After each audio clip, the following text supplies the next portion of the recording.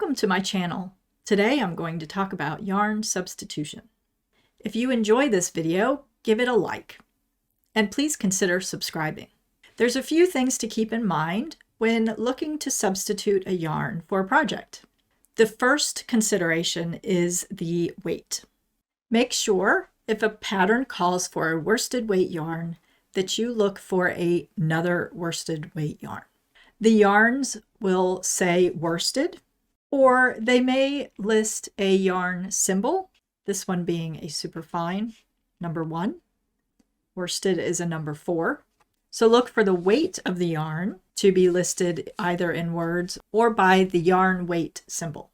Not all yarns in a yarn weight classification will be exactly equivalent. There can be a light worsted and a heavy worsted. To fine-tune your yarn selection when you're trying to substitute, make note of the weight of the skein and the yardage of the recommended yarn, and compare that to the yarn that you're considering using to substitute. This skein weighs 100 grams and is about 210 yards. A worsted weight yarn that weighs 100 grams but is more like 195 yards will be a heavier worsted weight yarn. This doesn't mean you can't substitute, but the drape of the fabric may change, so you need to keep that in mind. Always swatch. Another consideration when trying to substitute yarns is the fiber content. A 100% wool yarn has a certain bounce when knitting. If you substitute with an alpaca or a silk blend or a cotton blend,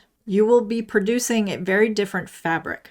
This may or may not be an ideal change for the project that you're working on. Consider a winter hat. A 100% wool yarn is perfect for a winter hat, but a cotton yarn may not work as well. This yarn is an alpaca silk linen blend. It feels very soft and smooth in the hand. Because it has alpaca and the silk, I know there's going to be quite a lot of drape with this yarn.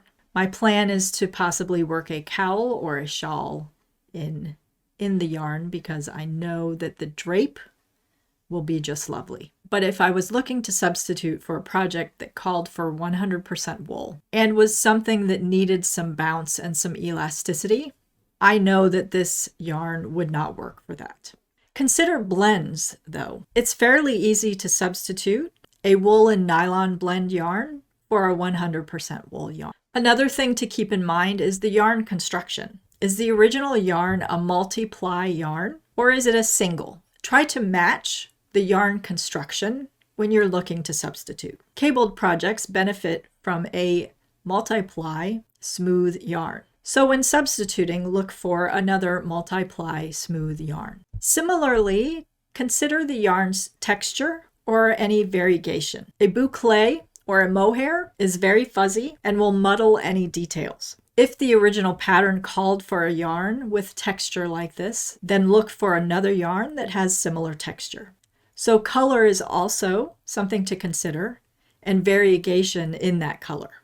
Cables and lace usually look best in a solid or semi-solid color. If you work these in a highly variegated yarn, it can hide those details. So closely consider the color when you're choosing your substitution. Some tools in helping your search for a yarn substitution are Ravelry. You can search the pattern that you're using and look at the projects that other knitters have worked and see what yarns they've used. There's also yarndatabase.com, which has a directory of yarn dyers. Your local yarn shop is also a great resource. Do you have another criteria that you use when you look for yarn substitutions? Let me know in the comments below. I hope this was helpful. Don't forget to like and subscribe, and thank you so much for watching.